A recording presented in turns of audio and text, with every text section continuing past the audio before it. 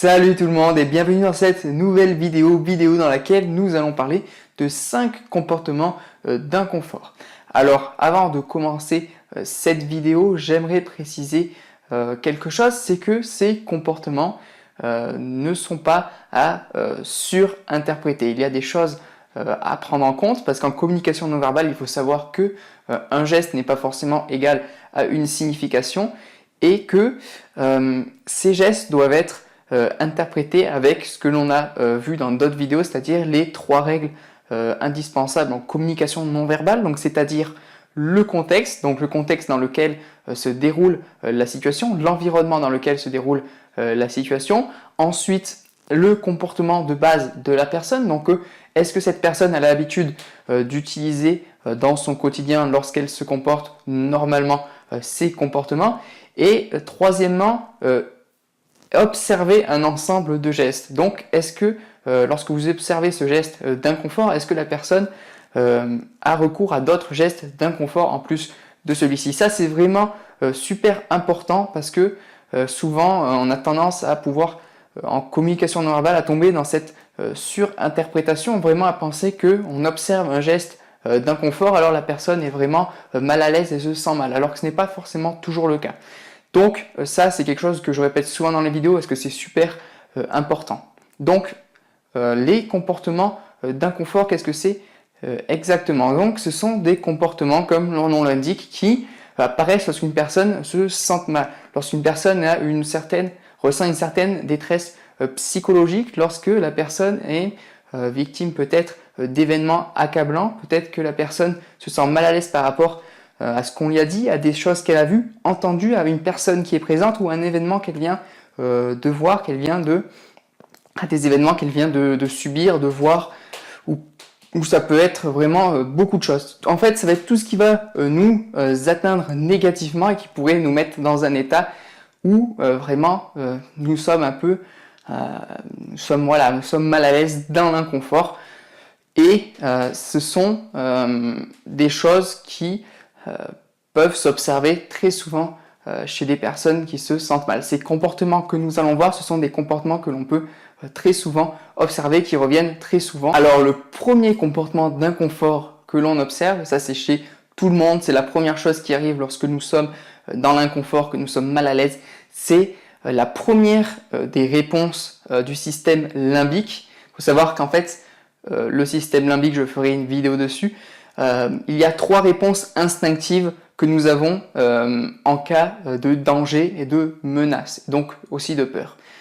Premièrement, nous avons tendance à nous figer. Deuxièmement, nous avons tendance à fuir. Et troisièmement, si nous ne pouvons ni rester immobiles ni fuir, nous combattons. Donc ces réponses instinctives, elles nous ont suivis tout au long de l'histoire de notre humanité, depuis les premiers hommes, quand ils devaient vivre dans un monde où la menace était constante, où les prédateurs étaient nombreux et où ils pouvaient mourir à tout moment, ils réagissaient selon ces trois réponses. Donc s'immobiliser pour faire en sorte que le prédateur ne les voit pas. Si le prédateur les voyait, il commençait à s'enfuir, donc à courir. Et troisièmement, s'il ne pouvait ni se figer ni courir, il se préparait à combattre. Et là, c'est la première de ces réponses limbique qui va nous intéresser. Donc, se figer, en fait, c'est vraiment la réponse que nous utilisons tous lorsque nous sommes dans l'inconfort, lorsque nous sommes face à un danger ou même lorsque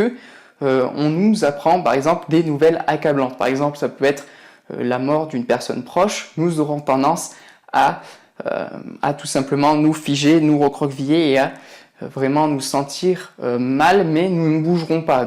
J'ai rarement vu des gens bouger quand on leur annonçait des nouvelles accablantes. Pareil, un voleur, lorsqu'il est pris en flagrant délit, va avoir tendance à ne plus bouger, parce que justement, c'est cette réponse instinctive de ne pas se faire repérer. Il va mettre quelques secondes à se rendre compte qu'on l'a repéré, mais il ne va pas bouger. Pareil, imaginez que vous vous baladez dans la forêt, et là, vous tombez nez à nez avec un ours ou un tueur en série, ou vous pouvez imaginer n'importe quoi. La première des choses que vous allez faire, c'est de vous figer. Alors ça peut vraiment être bref, ça peut durer 1 ou 2 secondes, mais la première chose, c'est de vous figer. Puis après, vous allez ensuite soit vous enfuir, soit vous préparer au combat. Mais se figer, c'est vraiment la première chose que nous faisons en cas d'inconfort. Donc, ce que vous pouvez observer chez une personne pour savoir si déjà elle ressent de l'inconfort, qu'elle est mal à l'aise, c'est d'observer si cette personne reste figée, immobilisée, et si en plus les gestes que nous allons voir par la suite dans cette vidéo viennent corroborer, viennent s'ajouter à ce comportement d'immobilisation, c'est certainement que la personne se sent très mal à l'aise et donc est très inconfortable. Le deuxième comportement à observer, en fait, ça va plutôt être un ensemble de comportements. En fait, on va parler des comportements répétitifs. Alors, les comportements répétitifs, ils peuvent être apaisants, amusants. On peut les faire lorsque, par exemple, on patiente ou pour s'amuser, pour passer le temps. Ça peut être, par exemple, taper du pied par terre ou tapoter son doigt sur une table ou alors jouer avec ses cheveux, emmêler ses cheveux. Ça peut être tout ça en fait, mais lorsque en fait soudainement une personne va se mettre à faire ces gestes vraiment de manière très répétitive, par exemple des fois ça peut durer jusqu'à 1 minute, lorsque vous observez qu'une personne est tranquille, est à l'aise, puis que d'un coup elle commence à changer de comportement, donc c'est là que c'est important de connaître le comportement de base, de référence d'une personne pour reconnaître tout changement dans cette ligne de référence, et c'est à ce moment-là que vous allez voir que la personne commence à avoir des gestes répétitifs. Et ça, c'est une réponse à un stress, à une certaine détresse psychologique. Peut-être que la personne est anxieuse, stressée par rapport à un événement, à une personne, à quelque chose qu'elle a vu ou entendu. Et ça, c'est vraiment quelque chose qui revient très souvent en cas d'inconfort. Donc, les gestes répétitifs.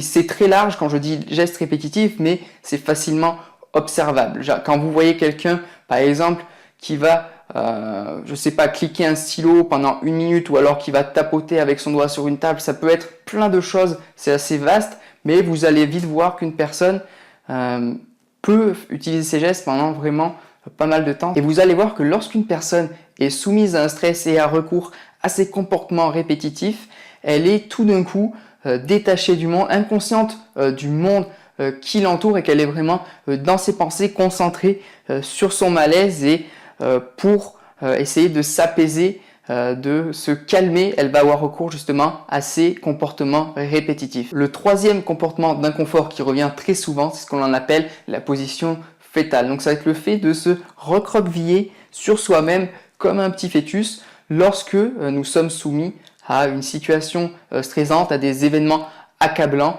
et pour nous réconforter, nous apaiser, en fait, on va utiliser cette position. C'est une position dans laquelle on va se sentir bien, on va se sentir réconforté, on va se sentir un peu protégé, et c'est une position que vous pouvez souvent observer chez les personnes qui se sentent mal. Que ce soit un malaise, ça peut même être une douleur physique. Lorsque vous regardez par exemple, je sais pas moi, un match de foot où une personne va tomber par terre, elle va avoir tendance à se recroqueviller, prendre sa jambe et la mettre contre soi, elle va se recroqueviller. Ça peut être aussi lorsque vous avez mal au ventre par exemple. Lorsque vous avez mal au ventre, vous vous mettez, vous allongez sur votre lit, votre canapé, vous mettez les mains sur votre ventre et vous avez tendance à un peu vous recroqueviller.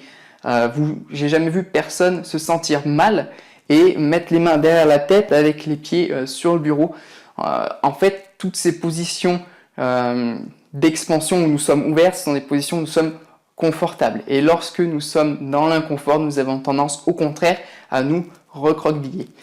Donc la position, donc cette position fétale, cette position où nous sommes enroulés, recroquevillés sur nous-mêmes, c'est une position qui est tout le temps une position d'inconfort. Lorsque nous nous sentons bien, nous n'avons pas tendance à nous recroqueviller sur nous-mêmes. Nous avons au contraire tendance à nous faire grand, à nous ouvrir et à prendre des postures un peu plus expansive, un peu plus à prendre plus de place en fait. Et donc le but de cette position fétale, donc cette position de se recroqueviller sur soi-même, est de protéger ce que l'on appelle la face ventrale. Donc cette face ventrale, c'est l'endroit de notre anatomie en fait où se trouvent tous nos organes vitaux, et pour protéger ces organes vitaux, lorsque nous sommes mal à l'aise, nous avons tendance à donc venir les protéger en nous recroquevillant et en nous protégeant. Et au contraire, lorsqu'une personne est à l'aise et confiante, vous verrez que, en fait, elle ne cherche pas à protéger sa face ventrale, mais au contraire, elle va laisser sa face ventrale ouverte dans des positions, par exemple, comme avec les mains sur les hanches, les mains derrière la tête, ou tout simplement ne rien mettre, utiliser ses mains comme ceci. Le quatrième comportement d'inconfort que vous pouvez souvent observer, ça va être de croiser ses mains en position de doigts tendus comme ça. Alors ça va être un comportement que l'on peut observer chez des personnes qui sont désemparées, bouleversées, qui sont en difficulté, qui ressentent des difficultés, qui sont donc dans un inconfort assez important. Et comme tout comportement d'inconfort, il est totalement inconscient. Bien souvent, on peut l'observer chez des personnes qui doivent annoncer des mauvaises nouvelles à d'autres personnes. Ils vont se présenter devant la personne et lui annoncer ces mauvaises nouvelles, par exemple en croisant leurs doigts comme ceci, et des fois il peut même y ajouter des frottements. Et ce comportement peut aussi se retrouver comme ça, avec les mains comme une forme un peu de prière, et ça donc c'est des comportements vraiment où une personne va se sentir stressée, anxieuse et très mal à l'aise. Pour le dernier et cinquième comportement, il s'agit tout simplement de rentrer ses lèvres. Alors ça, c'est un comportement que l'on peut souvent observer. Une personne va rentrer ses lèvres comme je viens de le faire, et souvent, par exemple, si vous regardez par exemple à la télé des interviews de personnalités qui sont interrogées sur des événements tragiques, des événements par exemple dont on a beaucoup parlé mais qui sont assez peu flatteurs, par exemple des problèmes qu'ils ont eus ou des choses assez privées, des choses dont ils n'ont pas envie de parler.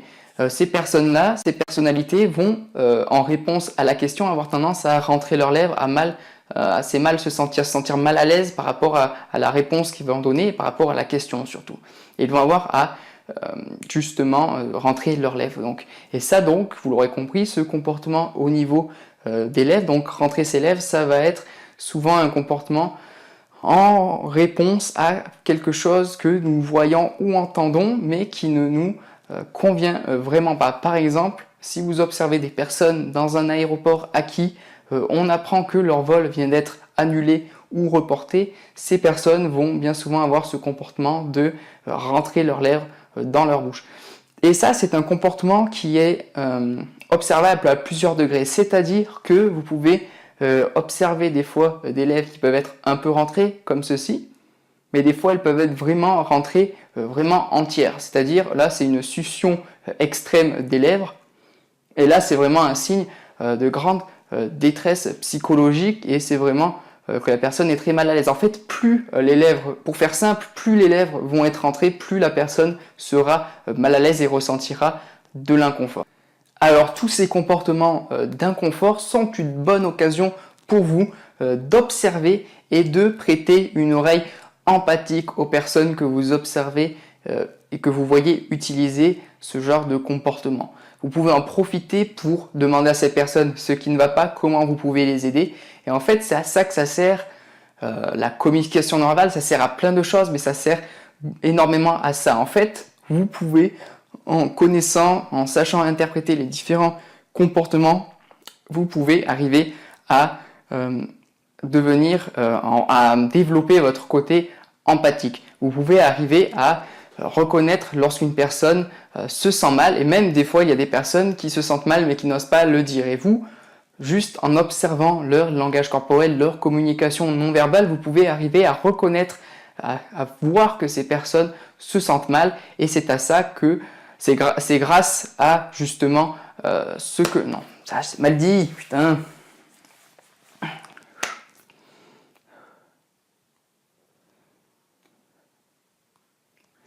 Et tous ces comportements d'inconfort, vous pouvez bien souvent les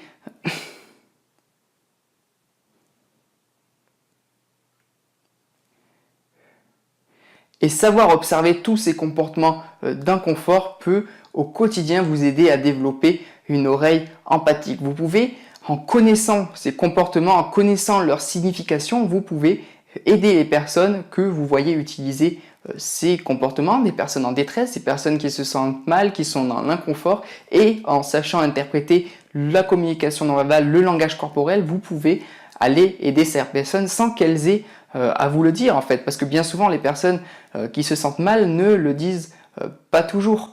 Il y a des personnes qui préfèrent le garder pour elles, et vous, rien qu'en sachant interpréter ces signaux-là, vous pouvez arriver à aider la personne, et ça, pour développer son empathie, il n'y a pas mieux. Si l'étude du langage corporel vous intéresse, si vous avez envie d'en savoir plus sur la signification, l'interprétation des comportements non verbaux, vous avez dans la description un guide complètement gratuit qui vous explique comment interpréter, comprendre le langage corporel de vos interlocuteurs, mais également améliorer votre propre langage corporel. Il y a également dans ce guide un passage très complet sur la détection de mensonges si cela vous intéresse. Vous pouvez également vous abonner à la chaîne YouTube si vous ne voulez rater aucune vidéo. Je publie assez régulièrement, donc si vous ne voulez pas rater, si l'étude du langage corporel vous intéresse, je vous conseille de vous abonner. Vous pouvez également mettre un pouce bleu, partager cette vidéo si elle vous a plu, mettre en commentaire